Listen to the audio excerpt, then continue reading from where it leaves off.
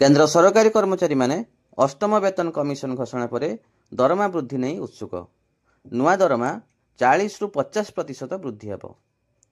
अष्टम वेतन कमिशन घोषणा पर केंद्र सरकारी कर्मचारी माने जानिबाक उत्सुक अछंती जे सेमानंक दरमा रे कौन परिवर्तन हेब एवं सेमानंकर दरमा केते वृद्धि पाइब। केंद्र मंत्री अश्विनी वैष्णव निश्चित करथिले जे प्रधानमंत्री नरेंद्र मोदी कमिशन प्रतिष्ठा को अनुमोदन करछंती। एही घोषणा केंद्रीय बजेट 2025-26 पूर्व आसथिला। एबे आसंतु जानिबा नुआ वेतन कमिशन अधीन दरमा केते वृद्धि पाइब। अष्टम वेतन कमिशन दरमा एवं पेंशन रे एक गुरुत्वपूर्ण वृद्धि आनिबार संभावना अछि। विशेषज्ञ माने आकलन करुछंती जे फिटमेंट फैक्टर 2.28 रु 2.86 मध्य रे हेइपारे, जहा फल रे मूल दरमा रे 40 रु 50% वृद्धि घटिबो।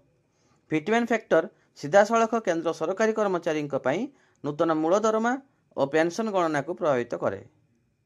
जदि फिटमेंट फैक्टर 2.6 एवं 2.85 मध्य जाए तेबे मूल दरमा 25 रु 30% वृद्धि पाइपारे। पेंशन मध्य समान प्रतिशत वृद्धि पाइबार आशा कर जाउछि।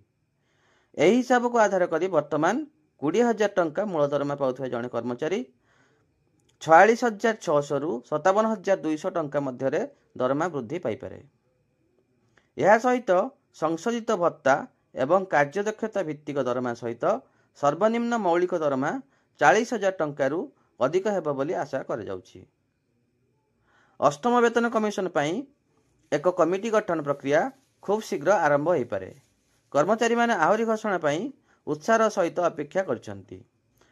कार्यान्वयन तारीख पाखे आसिबा सहित सरकार एही परिवर्तन गुड़िक किपरि प्रचलन करा जिवो से विषय रे अधिक विवरणी प्रदान करिवे बोली आशा कर जाउछि।